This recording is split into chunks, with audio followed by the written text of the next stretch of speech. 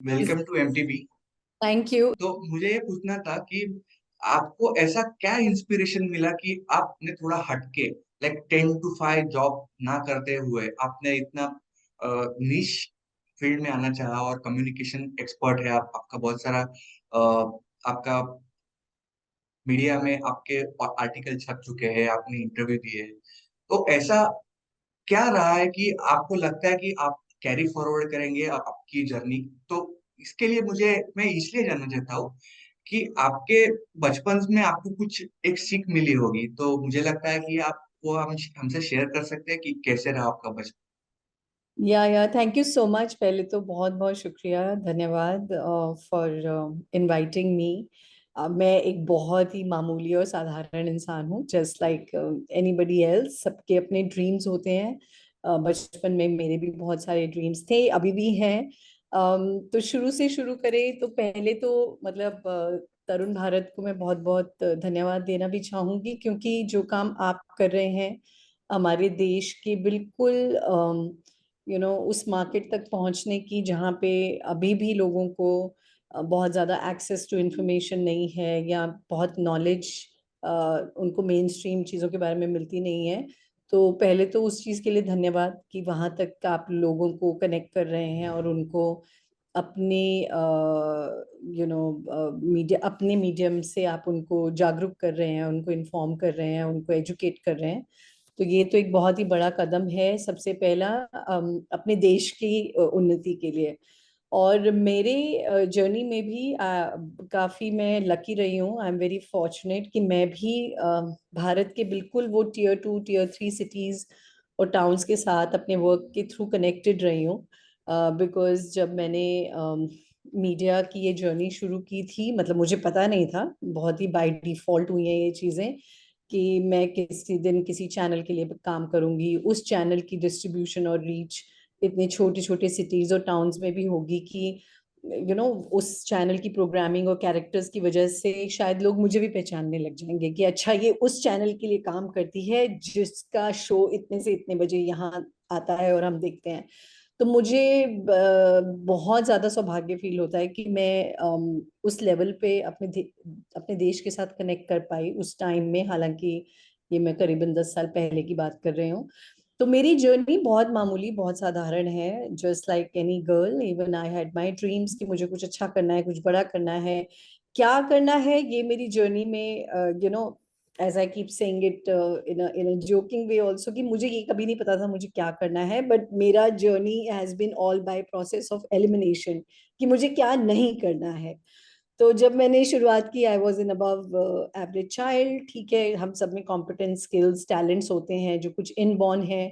तो मुझ में भी एक वो क्रिएटिव स्ट्रीक तो था ही, मुझे हमेशा से स्टेज पे जाना और लिखना, पढ़ना, डिबेट्स, डेक्लेमेशन, इन सब चीज़ों में पार्टिसिपेट करना अच्छा लगता था। Not that I was the best at it, लेकिन मैंने अपने आप को कभी रोका नहीं। जहां मुझे मौका मिलता चला गया, मैं हमेशा एकदम अपफ्रंट आके उस चीज को प्ले आउट करती थी। Like I am saying again, I have never judged my self कि मैं कितनी अच्छी हूँ या कितनी बुरी हूँ, या मुझे कितना और सीखना चाहिए, या मैं इस कंपटीशन में हार गई या जीत गई। मेरे लिए life has always been about कि जो आप कर सकते हो बस करते चलो। nobody is there to judge you and you should not be judging yourself. Of course, अगर आप अपनी गेम को अप करना चाहते हो, अगर आप कॉम्पिटेंस लेवल में ऊंचे उठना चाहते हो, तो आपको मेहनत भी करनी पड़ेगी, आपको मेंटोरिंग भी चाहिए होगी, आपको गाइडेंस भी लेनी पड़ेगी, आपको ट्रेन भी करना पड़ेगा। बट वो आपकी अपनी चॉइस है। तो मुझे इतना तो समझ आ गया था 10वीं 11वीं 12वीं तक करते करते कि मैं शायद, मतलब मेरे पेरेंट्स चाहते थे कि मैं साइंस में जाऊं, डॉक्टर बनूं, जैसे एक टिपिकल 20 years बैक जो कंडीशन माइंडसेट होते हैं हमारी एज पेरेंट्स। तो उन्होंने भी यही चाहा था कि या तो आईएएस बन जाओ, या गवर्नमेंट जॉब में चल जाओ, या टीचर बन जाओ। जो ऑप्शंस और अपॉर्चुनिटीज उनके सामने अवेलेबल थी, तो वो वहीं से सोचते थे। तो मुझे इतना पता था कि शायद मैं साइंस जैसी बैकग्राउंड में तो नहीं जा पाऊंगी। तो मैंने कॉमर्स लिया। कॉमर्स के बाद मैंने बीकॉम करी। बीकॉम करते करते जैसे सब लोग कर रहे हैं कि अब कंपनी सेक्रेटरी का कोर्स कर लो, सीए कर लो, तो मैंने भी वो अटेम्प्ट किया। लेकिन ये मेरे लिए एक रेवोल्यूशन पीरियड था, क्योंकि मुझे ये समझ आने लगा कि अगर मैं जो चीज़ एकेडमिकली अच्छी हूँ सिर्फ इसलिए करूंगी तो मुझे उसमें हमेशा सेटिस्फेक्शन और खुशी नहीं मिलेगी। मतलब जॉब ही करती रहूंगी तो job is not the you know the expression of my full creative potential. तो मुझे इतना तो समझ आ गया था कि अगर मैं खुश या खुशी से कोई चीज नहीं करूंगी तो वो सिर्फ एक पैसा कमाने का जरिया होगा, उससे ज्यादा कुछ नहीं। तो एक्सप्लोरेशन अभी चल रही थी तो इसलिए मैंने कॉलेजेस में जो चीजें मुझे अच्छी लगती थी, डांसिंग हो गया, कोरियोग्राफी ग्रुप में पार्टिसिपेट करना हो गया, या इंटर कॉलेज कॉम्पिटिशन्स में जाना हो गया, तो उन सब चीज़ों को मैंने बरकरार रखा और मैं वो सब चीज़ें करती चली गई। और ऐसे धीरे धीरे करते करते मुझे समझ आया कि अच्छा, voice is something, writing is something that I really enjoy. तो मैंने कुछ वॉलंटियरिंग काम भी करना शुरू किया और फिर मैंने एक छोटा सा ऐसे ही, जैसे समर वेकेशंस होती हैं तो कॉलेज की वेकेशंस में एक छोटा सा रेडियो जॉकी का कोर्स किया। उस टाइम के बहुत ही मशहूर रेडियो जॉकी शमशीर राय लूथरा, उनके अंडर हम we were a batch of 15-20 children, हम लोगों ने कोर्स किया। तो वो जैसे ही किया तो क्योंकि एक वो जील और एंथुजियाज्म तो था कि और क्या व्हाट नेक्स्ट और क्या कर सकते हैं, तो उन्होंने हम कुछ लोगों को शॉर्टलिस्ट किया, हमें इनवाइट किया कि आप हमारे लिए लिखना शुरू करो, क्योंकि उनका एक छोटा सा रेडियो प्रोडक्शन था जो अपने घर से ही उसको ऑपरेट करते थे। तो मैंने उसके लिए भी वॉलंटियर कर दिया कि ठीक है, मैं आपके लिए, आपके रेडियो शोज के लिए लिखा करूंगी। और वहां से एक्चुअली मेरी ये जो मीडिया की जर्नी है वो एक तरीके से फॉर्मलाइज होने लगी। लेकिन मुझे ये समझ में फिर भी आया, by the time I did my graduation, मैं ऑलरेडी एक टीवी प्रोडक्शन हाउस के लिए रिसर्चर का काम कर रही थी, मैं रेडियो शोज में लिख लेती थी, थोड़ा बहुत मैं एंकरिंग कर लेती थी इवेंट्स को। मैंने जैसे जैसे, वही मैंने कहा, जैसे मुझे मौका मिलता गया, जो जो मैं एंजॉय कर रही थी, मैं I kept doing those things. तो मेरे को एक टीवी प्रोडक्शन हाउस में रिसर्चर का काम मिला। अभी मेरी ग्रेजुएशन चल रही थी, मतलब ग्रेजुएशन के रिजल्ट्स अवेटेड थे, तो मैंने कहा ठीक है, और ये काम मैंने बहुत एंजॉय किया। ये एक सोशल इशू बेस्ड शो था जी टीवी के लिए, जो हर संडे को आता था, और हमको, हमारा काम ये होता था एज रिसर्चर्स कि हमें वो स्टोरीज, समाज में वो जो ऐसी स्टोरीज हैं उनको ढूंढ के लाना है। तो अगेन मैं स्मॉल लेवल के, एकदम ग्राउंड लेवल पे उन फैमिलीज, उन लोगों से मिलना, तिहाड़ जेल जाना और स्टोरीज निकालना और ये सब, तो मुझे बहुत ज्यादा उसको फुलफिलिंग मतलब लग रहा था। और वो करते करते ही मुझे एक टीवी शो एंकर करने का भी मौका मिला, तो वो मैं कर रही थी। लेकिन मुझे ये समझ आ रहा था कि ये सब तो अच्छा है, लेकिन मैं इसमें अनट्रेन्ड हूँ, मेरी कोई जर्नलिज्म या फिल्म या टीवी या कोई भी ऐसी स्क्रीन प्ले राइटिंग, ऐसी कोई मेरी बैकग्राउंड नहीं है। ये तो मैं अपने पैशन से जो जो आता जा रहा है मैं करती जा रही हूँ। तो मुझे ये समझ आया कि मुझे अपनी पढ़ाई तो डेफिनेटली करनी है और अच्छे से करनी है। तो बीकॉम हो गया, तो अब मैं क्या करूँ? तो एक कोर्स ऐसा हमने ढूंढा, यहाँ पे मिला, अच्छा मौका मिला। It's a post graduation diploma in communication that I did. और मुझे इतना याद है कि मैं अपने फर्स्ट सेमेस्टर की फीस भरकर ही आ रही थी और मुझे आज तक से कॉल आई, क्योंकि उन्होंने मेरा जो टीवी शो था वो देख लिया था। तो चैनल लॉन्च हो रहा था तो उन्होंने मेरे को बुला लिया, उनके मैनेजिंग एडिटर ने, कि आइए आप स्क्रीन टेस्ट दीजिए। और उन्होंने मेरा इंटरव्यू लिया। और जब उन्होंने मेरा इंटरव्यू लिया तो मैं तो ये प्रिपेयर होके गई थी कि चलिए, अब मैंने पीजी में तो अपने आप को एनरोल कर लिया है, तो मैं साथ साथ में एक टीवी प्रोडक्शन, अच्छे न्यूज चैनल में अगर मौका मिल रहा है तो मैं जाती हूँ। और मैं, ये पार्ट टाइम कोर्स था मेरे लिए, मतलब दोपहर को क्लासेस शुरू होती थी, तो मैं सुबह पहले ये करके अपना जॉब का काम करके और दोपहर से फिर ये क्लासेस किया करूंगी। बट उन्होंने मेरे को सीधा ही बोल दिया कि आपका ये इस तरीके का सिस्टम नहीं है, हम आपको फुल टाइम जर्नलिस्ट या रिपोर्टर या एंकर की जॉब देना चाहते हैं, तो आप ये सपना छोड़ दो। तो मैंने कहा ये सपना कैसे छोड़ दूं, मैं तो अभी फर्स्ट सेमेस्टर की फीस पे करके आ रही हूँ, और वो भी मैंने जो खुद कमाया है उस कमाई से। तो मेरे लिए तो ये बहुत इंपॉर्टेंट है, और मेरे लिए एक प्रोफेशनल ट्रेनिंग बहुत इंपॉर्टेंट है, चाहे मैं कुछ भी करूँ लाइफ में, बट वो एक, चाहे वो एक थियोरेटिकल अंडरस्टैंडिंग हो, बट मुझे वो अंडरस्टैंडिंग चाहिए, क्योंकि मैं अपने आप को पढ़ाना लिखाना चाहती हूँ एक हद तक। तो उन्होंने, मुझे आज भी याद है कि उन्होंने एक ऐसी, जैसे तंज कसते हैं ना कोई आपके ऊपर, एकदम बहुत ही फनी वे में, सार्कास्टिक वे में, उन्होंने मुझे बोला कि जो जिस नौकरी को तुम आज बना कर रही हो, इसी नौकरी को तुम 2 साल बाद अपना कोर्स खत्म करके आके ढूंढोगी। तो मैंने कहा कि चलो, वो तो जो होगा वो होगा, बट अभी तो यही है कि मुझे ये भी करना है और ये भी करना है। तो ही सेड कि नहीं, ये पॉसिबल नहीं है और आप जा सकते हैं, नमस्ते। तो आई सेड ऑल राइट, नमस्कार। और एक्चुअली वो हुआ। 2 साल के बाद जब मैंने अपनी कम्युनिकेशन में पीजी किया, तो मैं एक्चुअली वापस टेलीविजन चैनल्स के पास, एड एजेंसीज के पास, मार्केटिंग एजेंसीज के पास अपने रेज्यूमेस ड्रॉप करने के लिए, जैसे हाउ द ड्रिल इज, कि आप वो करते हैं और फिर आप you look out for training assignments and internships and jobs and all. और मुझे वो जॉब कभी वापस मिली नहीं।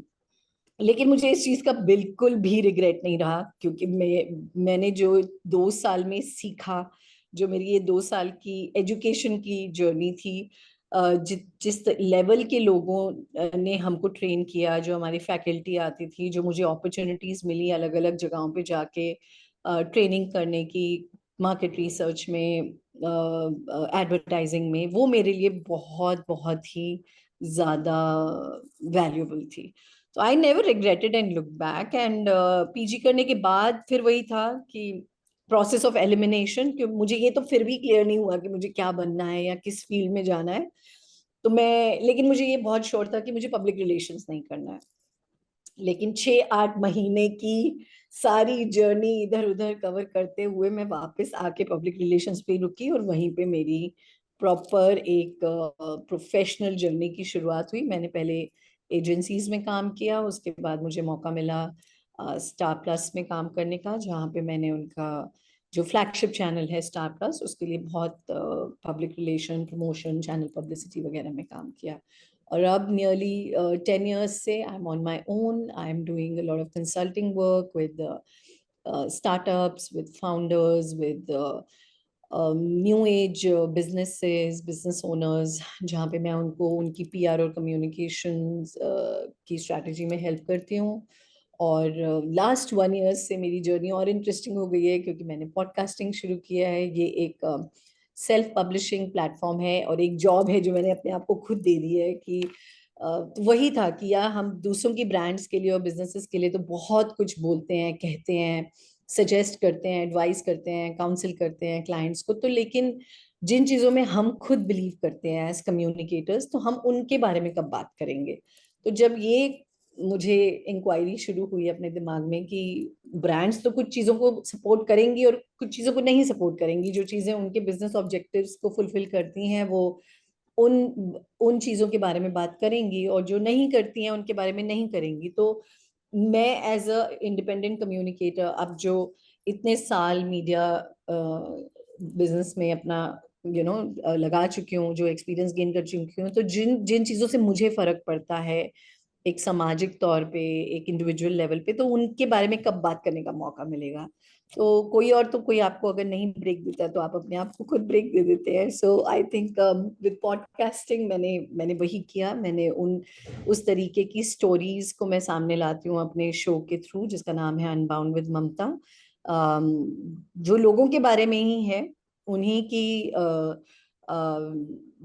आइडियाज के बारे में या उनकी जर्नीज के बारे में है, लेकिन वो एस्पेक्ट्स ऑफ देयर जर्नी है जो कभी उनको खुल के आगे आके बात करने का मौका नहीं मिलेगा, और वो एस्पेक्ट्स हैं उनके फेलियर्स की।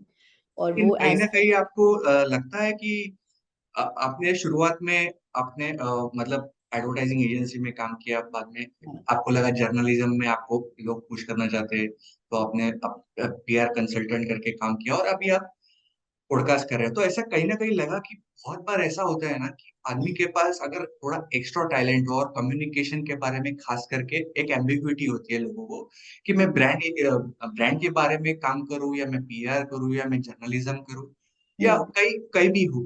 तो एक कंफ्यूजन आता है खास करके जो बच्चों को जो जिसने मास मीडिया किया है। हम्म। तो ऐसे समय में लोग बोलते हैं अरे यार ये तो दो ज्यादा से ज्यादा दो नौकरी में टिक टिक पाएगा, उसके बाद तीसरा अलग एक फील्ड में जाएगा, फिर अलग में जाएगा। तो ऐसा ना, उसको बोलते हैं कि यार फ्रीक्वेंट चेंजर है, तो वो एक्सप्लोर करना चाहता है ना आखिर। तो आपको हम्म। ऐसा लगता था कि आप ये मुकाम तक पहुंच पाएगी, खास करके जब हम्म। आपको लगा कि आप पीआर कंसल्टेंट करके हो गए, अचानक से आपने रुख कर दिया पॉडकास्ट के ऊपर। हम्म। तो आपको क्या लगता है, एक एक अगर खास करके कम्युनिकेशन प्रोफेशनल को अगर उसने एक लाइन पकड़ा तो आखिर तक वही लाइन पकड़नी चाहिए या एक्सप्लोर करना चाहिए? देखिए, ये this is a good question, but इसको ना थोड़ा पर्सपेक्टिव में देखते हैं, हम ब्रेक डाउन करते हैं। पहली बात तो ये है कि हम सबके पास एक ही जिंदगी है, और बहुत लोगों के पास, बहुत जो ड्रीमर्स कह लीजिए, या जो क्रिएटिव आर्ट और फील्ड्स में होते हैं, जरूरी नहीं है कि एक फॉर्म ऑफ एक्सप्रेशन उनके टैलेंट को पूरी तरीके से जस्टिस कर सकता है। तो मैं तो इस चीज की बिलीवर हूँ कि जैसे जैसे टेक्नोलॉजी, प्रोसेस और अपॉर्चुनिटीज के थ्रू चीजें बदलती हैं, you should go with the flow. आपको उतनी फ्लेक्सिबिलिटी अपनी अप्रोच में रखनी चाहिए कि आप कुछ नया और कुछ ज्यादा कर सकें और बन सकें। अगर ऐसा नहीं होता तो बहुत से लोग जो इतने हाईली सक्सेसफुल अचीवर्स हैं और जो एक्चुअली बहुत मल्टी डायमेंशनल हैं, तो वो उससे आगे अपनी जिंदगी को नहीं लेके जा पाते। चाहे हम अ, एक एक पर्टिकुलर प्रोफेशन की भी बात करें, अगर कोई एक क्रिकेटर है और उसने एक ही टेक्निक पे पूरी जिंदगी क्रिकेट खेल लिया, तो वो मास्टर ब्लास्टर नहीं बन सकता। ठीक है, तो अगर आप रिकग्नाइज करते हैं कि आप में वो टैलेंट है, या आप में वो एक कहते हैं ना कि एक कांस्टेंट परस्यूट करने का एक एटीट्यूड है कि मुझे और क्या करना है, मुझे और कैसे लर्न करना है। तो जब मैं पीआर की जर्नी में थी, हूँ अभी भी, बहुत बहुत अच्छे तरीके से हूँ, बट उसमें मेरा एक स्पेसिफिक फोकस है, मैं उसी को डेवलप कर रही हूँ। तो स्ट्रेटेजिक कम्युनिकेशन ही मेरा फोकस है, कंटेंट राइटिंग ही मेरा फोकस है, और मैं उसी को पीआर के अंडर भी डेवलप कर रही हूँ। तो जब आप मोर ऑफ द सेम करने लग जाते हैं, देखिए, अगर जॉब की बात करें, ऑफ कोर्स आप उस जॉब में सबसे बेहतर स्तर तक जा सकते हैं। तो पब्लिक रिलेशंस की बात करें, तो मैं एक public relation manager, AVP, VP बन के, एक प्रेसिडेंट बन के रिटायर हो सकती हूँ। और वहीं अगर मैं उस स्किल सेट में कॉन्स्टेंटली कुछ ऐड करती रहूं अपनी लर्निंग में, तो मैं एक बहुत ही डाइवर्स अंडरस्टैंडिंग के साथ पीआर भी कर सकती हूँ और चार चीजें और भी कर सकती हूँ। तो मैंने जब जब पीआर का रोल या मार्केटिंग का रोल को एक लेवल तक जब मैंने एक्सप्लोर कर लिया, तो मुझे यही समझ आया कि ब्रांड्स और कंपनी के लिए तो मैं ये काम बहुत अच्छे से कर पा रही हूँ, क्योंकि एक वो ब्रांड का नाम और एक कंपनी का नाम भी है आपके शोल्डर पे। लेकिन क्या यही चीजें मैं खुद जाके अपने लिए और दूसरी ऑर्गेनाइजेशंस और दूसरे बिजनेसेस के लिए कर सकती हूँ क्या? तो एंटरटेनमेंट पीआर तो मैंने बहुत कर लिया। अब मैं टेक्नोलॉजी फील्ड को एक्सप्लोर कर सकती हूँ क्या? अब मैं एमएसएमई सेक्टर को एक्सप्लोर कर सकती हूँ क्या? तो वो मेरे में तो, एटलीस्ट मेरे में तो वो था कि मुझे वो कॉन्स्टेंटली उसी, या तो उसी रोल को आप और डिफरेंट वेज में करें, या उस रोल से हटके भी आप कुछ अलग करें जो अल्टीमेटली मर्ज कर सकता है आपके एक्सपीरियंस में भी। और दूसरा, मुझे लगता है किसी भी लेवल की लर्निंग, चाहे आज मैं पॉडकास्ट कर रही हूँ और अ, आज पॉडकास्ट है तो कल वीडियो कास्ट है, और कल वीडियो कास्ट है तो उससे आगे भी कुछ होगा। तो कोई भी जो लर्निंग है ना जिंदगी में, मुझे ऐसा लगता है, ये मेरा पर्सनल ओपिनियन है, I am sure a lot of people will have a different opinion, कि वो लर्निंग कभी वेस्ट नहीं जाती है। तो वो और जो तुम, हाँ। आपने अगर ये बात निकली है तो मुझे एक पूछना था कि अनबाउंड ममता, ये जो प्रोग्राम है, वो और आपके बहुत सारे पॉडकास्ट आ चुके हैं अमेजोन, स्पॉटिफाई और अदर जियो पे, सावन पे। तो आपको कहीं ना कहीं ऐसा लगता है कि आप अभी अगर आपकी एक इमेज पर्टिकुलरली पॉडकास्ट की बन रही है, या फिर आप कम्युनिकेशन कंसल्टेंट करके एक्सप्लोर भी करना चाहते हैं? देखिए, मेरे लिए वो दोनों चीजें बहुत सैक्रोसेंट हैं, वो हैंड इन हैंड है। पॉडकास्ट भी कम्युनिकेशन का ही एक माध्यम है। पॉडकास्ट कोई कुछ बहुत अलग नहीं है, उसमें आप एक ऑडियो कम्युनिकेशन के थ्रू और एक थीम बेस्ड कम्युनिकेशन और एजेंडा बेस्ड कम्युनिकेशन लेके चल रहे हैं। हालांकि मेरा शो जो है वो एक एजुकेशन और सेल्फ हेल्प जॉनर में आता है, लेकिन पॉडकास्ट कोई और एस्पेक्ट्स ऑफ मार्केटिंग और कम्युनिकेशन से अलग नहीं है। पब्लिक रिलेशन एक रूप है कम्युनिकेशन का, मार्केटिंग एक है, इवेंट्स एक है, ऐसे ही पॉडकास्ट एक और नया रूप है। तो मैं उस रूप को ही एक्सप्लोर कर रही हूँ, और मेरी तो ये भी कोशिश है कि पॉडकास्ट को एक पीआर का प्लेटफॉर्म कैसे बनाया जाए, चाहे वो लोगों के लिए हो जो पॉडकास्ट पे आके अपने विचार शेयर करना चाहते हैं एज थॉट लीडर्स, या चाहे वो ब्रांड्स के लिए हो। मुझे ऐसा लगा कि आपके एक इंटरव्यू में मैंने मैंने पढ़ा कि आप यूएस और चाइना के बाद अगर इंडिया सबसे बड़ा पॉडकास्ट मार्केट है, हम्म। पहले क्या होता था, कम्युनिकेशन प्रोफेशनल और जर्नलिस्ट की जो रिलेशनशिप रही है अभी तक, एक उनके क्लाइंट को, कम्युनिकेशन प्रोफेशनल के क्लाइंट को लगता है कि हमारा प्रिंट में आ जाए कवरेज और बाकी जगह पे आ जाए। तो आप जैसा वो जो कदम उठा रही है, तो आने वाले समय में वो एग्री होंगे कि हम अनकन्वेंशनल कुछ करना चाहेंगे, क्योंकि क्या होता है कि जब जर्नलिस्ट के नजरे से वो ठीक होता है और कम्युनिकेशन नजरे से वो ठीक होता है, लेकिन इसका जो तालमेल है, मेरे ख्याल से आपने जो कदम उठाया है उसके बारे में आपका अगला कदम क्या होगा कि पॉडकास्ट से और आगे जाके आने वाले समय में ये सब पब्लिक रिलेशन एजेंसी है वो क्या इसका रोक कर सकती है? वो 100% आई थिंक, एंड अच्छा क्वेश्चन है अगेन। और यूएस में तो ये ऑलरेडी हो रहा है। इनफैक्ट मुझे ये भी एक मौका मिला कि कुछ यूएस की पॉडकास्ट पीआर फर्म्स ने मुझे रीच आउट किया, ये कह के कि हमारे ये क्लाइंट्स हैं और हम चाहेंगे कि आपके शो पे ये लोग आए, क्योंकि हम उनकी पॉडकास्ट पीआर संभालते हैं। तो ऑलरेडी ये एक ग्लोबल ट्रेंड बन रहा है कि पॉडकास्ट को एक पीआर का बहुत बड़ा प्लेटफॉर्म पोजीशन करके सिर्फ पॉडकास्ट के थ्रू और उसके माध्यम से ही थॉट लीडरशिप्स और थॉट लीडर क्रिएट किए जा रहे हैं। तो India will obviously not remain untouched. And मेरी खुद की ये पर्सनल कोशिश है कि मैं इंडिया में इस चीज को का बेस सेटअप करना चाहती हूँ, जहाँ पे ज्यादा से ज्यादा पीआर एजेंसीज और क्लाइंट्स के साथ काम करके उनको ये समझा सकें कि पॉडकास्ट कितना अच्छा माध्यम है आपको वो कहने का जो आप सच में कहना चाहते हैं। देखिए, मीडिया या जर्नलिस्टिक जो व्यू होता है वो बहुत एक बंधा हुआ व्यू भी होता है, क्योंकि जो मीडियम है, जो न्यूज़पेपर है, जैसे जिस प्लेटफॉर्म को आप रिप्रेजेंट कर रहे हैं, आपको उसकी लिमिटेशन के अंडर ऑपरेट करना होता है जब आप एक स्टोरी करते हैं। ठीक है, एक वॉइस है जो आप क्रिएट कर सकते हैं अपने स्टोरी के थ्रू या नहीं कर सकते, क्योंकि वो उस पर्टिकुलर मीडियम या उस पर्टिकुलर मीडिया हाउस की जो एक बंदिशें हैं उसमें आपको वो काम करना पड़ता है। पॉडकास्ट एक बहुत ही फ्री और डेमोक्रेटिक मीडियम है। क्योंकि मैं जर्नलिस्ट नहीं हूँ, क्योंकि यहाँ पे मेरे ऊपर कोई ऑब्लिगेशन नहीं है किसके पॉइंट ऑफ व्यू को कैसे प्रेजेंट करने का। तो एक बहुत ही कैंडिड कॉन्वर्सेशन को वो होने देता है, उसकी एक पॉसिबिलिटी, उसका एक ग्राउंड बनता है पॉडकास्ट के थ्रू। सेकंड, पॉडकास्ट एक बहुत ही लेस या ऑलमोस्ट बिल्कुल भी इंटिमिडेटिंग प्लेटफॉर्म नहीं है, क्योंकि मुझे नेशन वांट्स टू नो ऐसा कोई व्यू नहीं रखना है, या मुझे ऐसा कुछ सनसनीखेज नहीं करना कि लोग मेरे चैनल पे आए और मुझे वॉच करें और मुझे सुने। मेरा as a podcaster, as somebody who is a content creator, मेरा पर्सपेक्टिव यही है कि एक रेलेवेंट और अच्छी कॉन्वर्सेशन होनी चाहिए, जिससे जो भी व्यूअर या जो भी इंसान जो उस कंटेंट को कंज्यूम कर रहा है, जो मेरे कंटेंट का कंज्यूमर है, उसको अपना वैल्यू फॉर टाइम मिले। कि अगर उसने आके मेरे चैनल पे या मेरे शो पे 10 मिनट स्पेंड किए, तो उसमें उसको कोई इंस्पिरेशन, कोई एजुकेशन, कुछ वैल्यूबल, थोड़ा एंटरटेनमेंट, कुछ ऐसा मिलना चाहिए। तो it's a free, very democratic publication platform, और यहाँ पे कोई बंदिश नहीं है, इसलिए एक्चुअल ऑथेंटिक स्टोरीज जो हैं वो यहाँ पे आ सकती हैं। तो जो थॉट लीडर्स हैं, चाहे स्टार्टअप फाउंडर्स हैं, चाहे कंपनी ओनर्स हैं, या जो लोग कुछ भी ऐसा कर रहे हैं जो डिफरेंट है या डिफरेंटली किया जा रहा है, मेरी कोशिश यही है कि मैं अपने शो के थ्रू उसको पब्लिक तक रखूं, क्योंकि इन लोगों को शायद नॉर्मल मेन स्टे मीडिया जो है वो शायद कभी भी उनके ऊपर स्पॉटलाइट नहीं डालेगी। तो जिन लोगों को और जगहों पे अपनी बात कहने का मौका नहीं भी मिल रहा है, तो एटलीस्ट पॉडकास्ट के थ्रू वो चीज पॉसिबल है।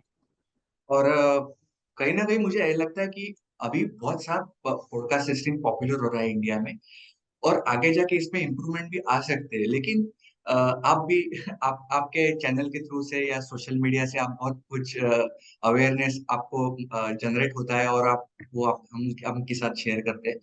तो मुझे ऐसा लगता है कि आने वाले समय में पॉडकास्ट से भी बहुत कुछ अपने सीखने को मिलेगा आने वाले समय में। और दूसरी बात ये कि मैं एक देख रहा था कि आप बहुत सजग है अपने पेरेंटहुड के बारे में। मैंने एक दो आपकी पोस्ट देखी थी, आपने उसमें कई बार इसका जिक्र किया है। तो आपका वर्क लाइफ बैलेंस, खास करके वुमनहुड का जो सब्जेक्ट रहा है आपका, तो उसमें कहीं ना कहीं आपको ऐसा लगता है कि इसमें कुछ ऐसा हो सकता है कि जो फॉर्मूले से वो घर पे भी ध्यान दे सके और प्रोफेशनल भी ध्यान सके और मेंटल बैलेंस भी रख सकते हैं? या गुड क्वेश्चन अगेन। सो देखिए, मैं पर्सनली यू नो मेरे लिए कोई सेपरेशन नहीं है ऑनेस्टली, और ये एक चोजन पाथ है। जब मैंने ये डिसाइड किया था कि मुझे एक स्ट्रिक्ट कॉर्पोरेट एनवायरनमेंट या स्ट्रक्चर में काम नहीं करना है, तो ये चॉइस मेरे लिए बहुत ऑब्वियस थी कि मुझे अपनी फैमिली, और ये मेरा डिसीजन भी इसी वजह से चेंज हुआ था, because we were raising up a family, so when we were blessed with our first child, तो मेरे लिए बहुत ही कॉन्शियस डिसीजन था कि मुझे अपनी हेल्थ, अपनी फैमिली लाइफ, अपने रिलेशनशिप्स, ये मेरे लिए इम्पोर्टेंट है। इसलिए इम्पोर्टेंट है क्योंकि इंसान की एक लाइफ साइकिल है ना। तो अगर मैंने 15 साल 10 साल कॉर्पोरेट एनवायरनमेंट में काम किया है और एक जर्नी तक मैं एक पोजीशन तक पहुंची हूँ, तो I do deserve to live a good balance life also, and it was a requirement कि अब ये टाइम है कि मुझे एक फैमिली को रेज करना है, मुझे अपने पर्सनल रिलेशनशिप्स पे वर्क करना है। तो वो टाइम मैंने अपने आप को दिया। लेकिन उसका मतलब ये कभी भी नहीं था कि मैं, जो चीज मुझे सबसे ज्यादा फुलफिलमेंट देती है या जिसमें मेरी इंटेलिजेंस और क्रिएटिव एक्सप्रेशन है, मैं उसको कंप्लीटली छोड़ दूंगी। Of course it was a little tough journey, दोनों चीजों को बैलेंस करना to begin with, but I think वो 2-3 साल का जो टीदिंग इशू होता है, इन वन वे और दी अदर हर कोई उस चीज को गो थ्रू करता है। अगर आप एक प्रोफेशनल हैं, कई बार वो टाइम शायद आपको प्रोफेशन में भी आता है कि 2-3 साल जब कुछ हो ही नहीं रहा होता है, तो आप क्या करते हैं? आप एक स्टेप बैक लेते हैं, आप रीअलाइन करते हैं, आप अपने आप को रीस्किल करते हैं, रीट्रेन करते हैं, रीथिंक करते हैं। तो मैंने वो स्टेप बैक अपनी फैमिली लाइफ में वो टाइम निकालने के लिए और वो लिया, and I think it was a good decision. Work from home की वजह से बहुत कुछ पॉसिबल हो चुका है आज की डेट में। तो women and men both have that opportunity, मतलब of course it depends on what is the kind of career choice और किस तरीके के प्रोफेशन में वो हैं, बट आज की दुनिया में एटलीस्ट वो पॉसिबल तो है। एक जमाना था जब वो पॉसिबल ही नहीं था, और मुझे वो भी याद है क्योंकि मेरी मदर हमेशा एक वर्किंग वुमेन रही हैं, और हम सिर्फ 30 दिन के थे और वो हमको छोड़ के वापस जॉब पे चली गई थी। तो वो एक्चुअली मेरी जर्नी को देखती हैं और कहती हैं कि तुम तो बहुत लकी हो कि तुम ये चॉइस ले सकती हो। तो अगर वो पॉसिबिलिटी आपके लिए है कि आप किसी तरीके से जिंदगी में थोड़ा सा चीजों को रिप्रायोरिटाइज करके और उन्हीं चीजों पे ध्यान दे रहे हैं जो भी इक्वली इंपॉर्टेंट है, because at the end of the day अगर हम सक्सेस चाहते हैं या प्रोफेशनली बहुत अच्छा करना चाहते हैं या कहीं बढ़ना चाहते हैं, तो वो रीजन क्या है, उसका अंडरलाइंग रीजन, और उसका अंडरलाइंग। ये जो बैलेंस करते करते मेरे ख्याल से एक इकोनॉमी जो बढ़ रही है, खास करके बहुत से वर्किंग वुमन अभी कम्युनिकेशन प्रोफेशनलिज्म में आ रहे हैं, तो आपको ऐसा क्या लगता है कि आने वाले समय में अगर बिजनेस इकोसिस्टम देखें तो कम्युनिकेशन प्रोफेशनलिज्म का, पॉडकास्ट का इकोनॉमी में बहुत बड़ा रोल रहेगा आपके हिसाब से? बिल्कुल बिल्कुल रहेगा, और टेक्नोलॉजी की देन है, टेक्नोलॉजी की वजह से बहुत कुछ पॉसिबल है। तो जो लोग जैसे इवन जर्नलिस्ट थे, जहाँ पे उनको ऑफिस में जाकर ही एक रिपोर्ट वो फाइल कर सकते थे, आज कितना, मतलब वर्चुअल उसकी वजह से इवेंट्स ऑनलाइन होने लग गए हैं, और कोई भी चीज कहीं से भी फाइल हो सकती है, रिपोर्ट हो सकती है, अपलिंक हो सकती है, अपलोड हो सकती है। तो यस, कम्युनिकेशन प्रोफेशनल्स के लिए तो ये एक बहुत बड़ा बून है जो टेक्नोलॉजी है। ऑफ कोर्स जो लोग मेन टेक्नोलॉजी बैकग्राउंड से आ रहे हैं, अब आप देखेंगे बड़ी बड़ी टेक्नोलॉजी फर्म्स ने वर्क फ्रॉम होम कंपलसरी भी कर दिया है।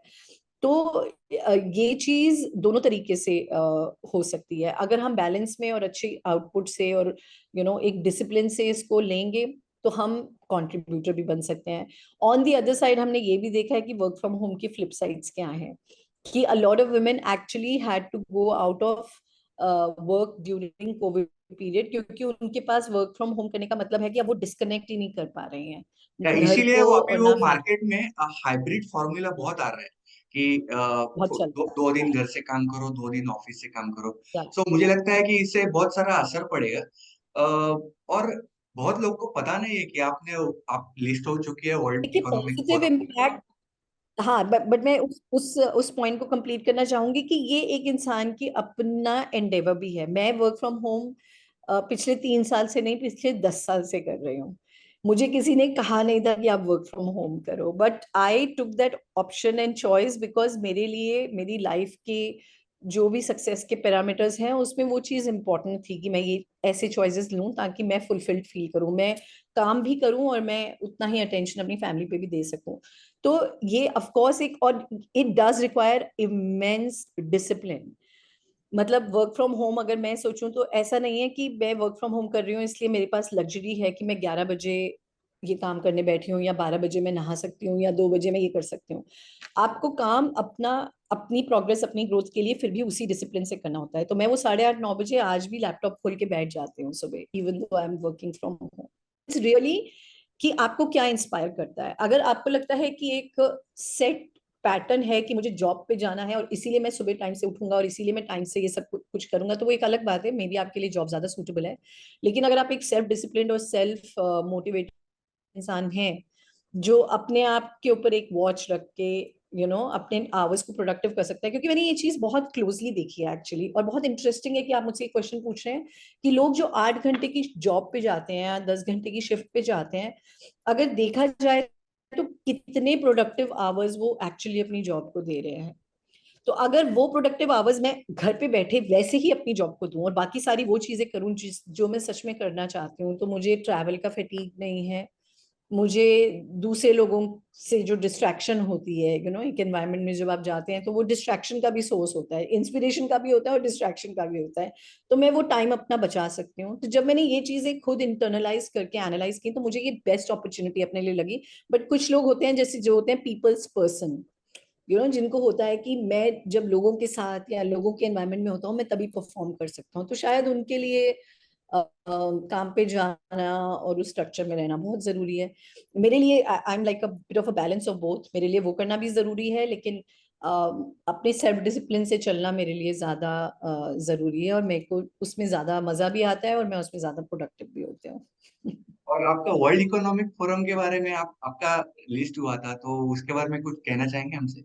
Yeah, that is Women Economic Forum actually, and yeah, so I've been reached out by a couple of councils for, given the legacy of work or whatever that you do, of course at some point or the other it does get noticed, it does get acknowledged, and of course it's a very very prestigious award and an honor to get recognized even though I am working from home. But for people like me who are on their independent journey, और हमारे लिए रोज एक struggle है अपने आप को focus से अपने काम पे उस पे अलाइन रखना, तो हमारा काम जब अप्रिशिएट होता है in that whatever little way, it does bring in a lot immense satisfaction, and it brings in immense pride also that although आपके सर पे कोई डंडा नहीं है, आपकी चिप पे कोई आपके शोल्डर पे कोई कॉर्पोरेट चिप नहीं है, लेकिन फिर भी अगर आपका काम रिकग्नाइज हो रहा है तो it feels very encouraging and it feels कि आप कुछ तो सही कर रहे हो। और खास करके अभी हमारे जो दर्शक है, खास करके रीजनल, उनको आप कुछ मंत्र देना चाहेंगे कि आप कम्युनिकेशन प्रोफेशनल या ब्रांड रिलेटेड अगर आप काम करना चाहते हैं तो उनके लिए आपको क्या सजेशन रहेगा आपका?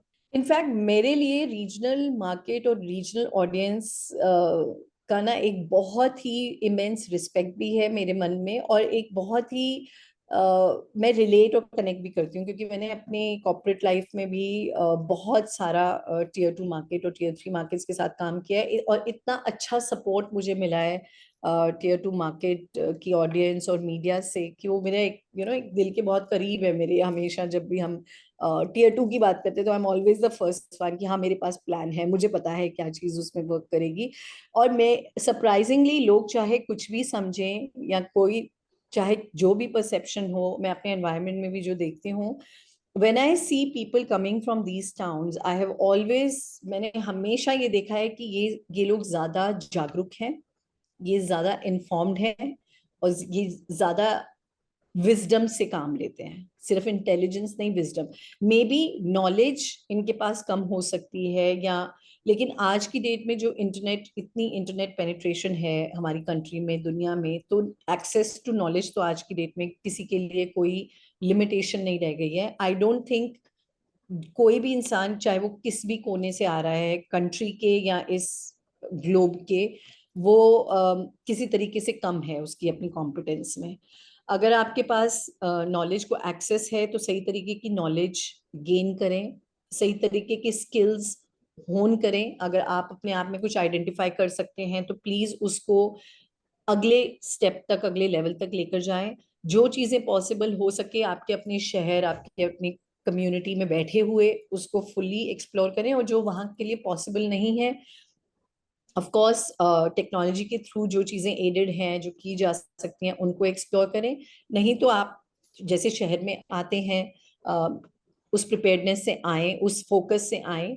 And it's a world of equal opportunity today. मुझे नहीं लगता है कि किसी के लिए कुछ कम है और किसी के लिए कुछ ज्यादा है। अगर आप में जज्बा है, पैशन है, कमिटमेंट है कुछ भी करने की, I think discipline is one thing जहाँ पे मैं एक एम्फेसिस जरूर देना चाहूंगी कि आप बहुत बड़े शहर में बैठे हैं, आपके पास बहुत अपॉर्चुनिटीज हैं, आपके पास बहुत रिसोर्सेज भी हैं, कॉन्टैक्ट्स भी हैं, लेकिन अगर आप में फोकस या डिसिप्लिन ही नहीं है तो मुझे नहीं लगता आप उस अपॉर्चुनिटी का कुछ कर सकते हैं। और विजवी, अगर आप किसी भी शहर, किसी भी दुनिया के किसी भी कोने से आ रहे हैं, लेकिन आप में कोई जज्बा है और पैशन है, इंटरेस्ट है, एक इंक्वायरी है और एक डिसिप्लिन है, तो आप कुछ भी कर जाएंगे।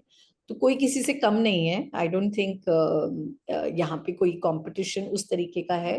कंपटीशन अगर है तो अपने अपने आप से है, और अपनी अपनी एक्सीलेंस पे ही इंसान वर्क कर सकता है, और वही आपको, हम सबको करना चाहिए।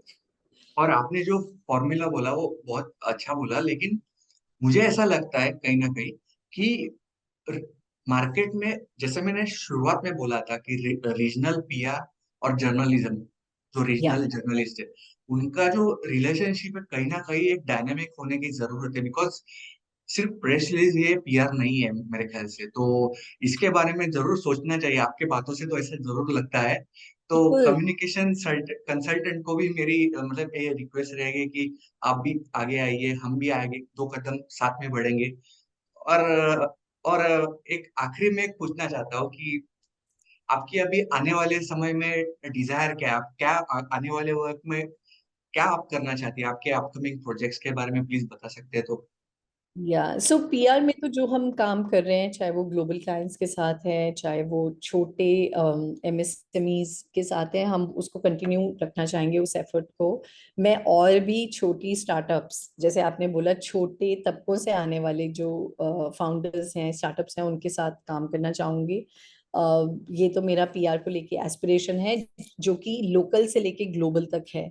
तो जैसे छोटी छोटे फाउंडर्स या एंटरप्राइजेस जो हैं स्मॉलर टाउन्स में, जिन जो आइडियाज का बर्थ हो रहा है, we would like to take those ideas through the power of communication to the global market. और ऐसे ही ग्लोबल मार्केट में जो बेस्ट प्रैक्टिसेस चल रही हैं, उनको कम्युनिकेशन के थ्रू हम छोटी मार्केट्स तक लाना चाहेंगे। तो ये तो मेरा पीआर के वर्क को लेके फोकस है। और पॉडकास्ट को लेके तो मैं बहुत ज़्यादा एक्साइटेड हूँ, क्योंकि पॉडकास्ट के अंदर मैं ऐसे थीम्स और ऐसे कॉन्वर्सेशंस करना चाहती हूँ जो शायद सोसाइटी में, समाज में हमने कभी की ही नहीं है, या तो हमने उसकी ज़रूरत नहीं समझी, या कभी की भी है तो उसको कुछ हमने कॉन्सिक्वेंशली उसके बारे में कुछ किया नहीं है। तो आगे आने वाले टाइम में एक तो अभी मेरा एक और नया शो जो लॉन्च हुआ है, टू मॉम्स, उसके साथ भी मेरे साथ जो को होस्ट है, बहुत ही अक्लेम्ड आरजे हैं और very well known radio jockey. उन्होंने कुछ ब्रेक लिया रेडियो जॉकिंग से और अब वो वापस वॉइस आर्टिस्ट्री में आ गई हैं, साक्षी सोमानी भट्ट, उनके साथ मेरा ये शो है।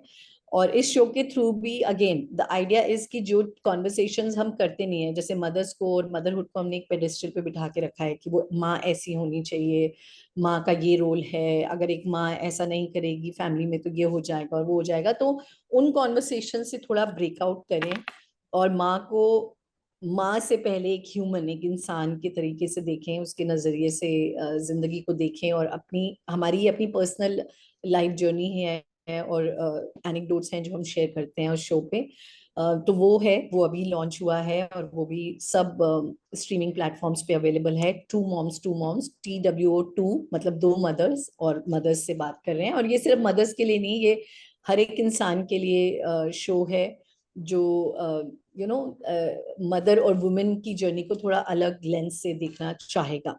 और इसके बाद हम कोई एक और सामाजिक कैंपेन है, ये वर्ल्ड ऑर्गन डोनेशन डे आ रहा है 13 अगस्त को, और इसके ऊपर हम इंडिया में ऑर्गन डोनेशन को लेके जो मिसकंसेप्शंस हैं, मिथ्स हैं, उनको ब्रेक करना चाहते हैं। और ये एक एजुकेशन कैंपेन है जो हम डॉक्टर्स के साथ और ऐसी फैमिलीज के साथ कर रहे हैं जिन्होंने ऑर्गन ट्रांसप्लांट्स के थ्रू एक नई जिंदगी वापस ली है। इसका नाम है जिंदगी फिर से। और तो ये शो भी अवेलेबल होगा सब स्ट्रीमिंग प्लेटफॉर्म्स पे। और अनबाउंड विद ममता को आप सुनते रहिए, अब वो वीडियो फॉर्मेट में भी अवेलेबल है यूट्यूब पे। देखें, अपनी फीडबैक दें, और इन सब शोज और कैंपेन्स के थ्रू आइडिया यही है कि हम ये समझ सकें कि आप क्या सुनना चाहते हैं, and we can create more relevant and interesting content for you. So that is what I'm excited about under my podcast. और इस बात पे मैं तो कहना चाहूंगा कि आपके मुझे तो बहुत सारे क्वेश्चन पूछने थे, लेकिन समय की पाबंदी है। तो मुझे लगता है इस पे सीएसआर और आपने जो एसिड अटैक विक्टिम के बारे में भी जो काम किया है, मेरे ख्याल से अगर हो सके तो हमको अपॉर्चुनिटी दो, आपके साथ हम पॉडकास्ट करना चाहेंगे उसके बारे में, और Cool. लोग भी सुनना चाहेंगे, फिर कभी Cool. कहेंगे। और हमसे बात करने के लिए बहुत बहुत शुक्रिया। अ, दर्शकों को भी धन्यवाद। और मैडम आप आई, आपका बहुत बहुत शुक्रिया। Thank you. Thank you so much. ये बिल्कुल मेरा ऑनर और प्रिविलेज है कि मैं आपकी पब्लिकेशन और माध्यम से लोगों तक पहुंच पा रही हूँ और अपने काम को ले जा पा रही हूँ। और उससे भी ज्यादा इम्पोर्टेंट जो मुझे लगता है वो यही है कि जो हम कर रहे हैं वहां तक दर्शकों को पहुंचा पाऊं कि अच्छा, आप इन प्लेटफॉर्म्स पे आए, इन्हें सुने, इसे कंज्यूम करें, क्योंकि यहाँ पे कुछ ना कुछ सीखने के लिए, कुछ ना कुछ इंस्पायर होने के लिए, और कुछ एक नई सोच की शुरुआत करने के लिए आपको बहुत कुछ मिलेगा। धन्यवाद। Thank you. Thank you.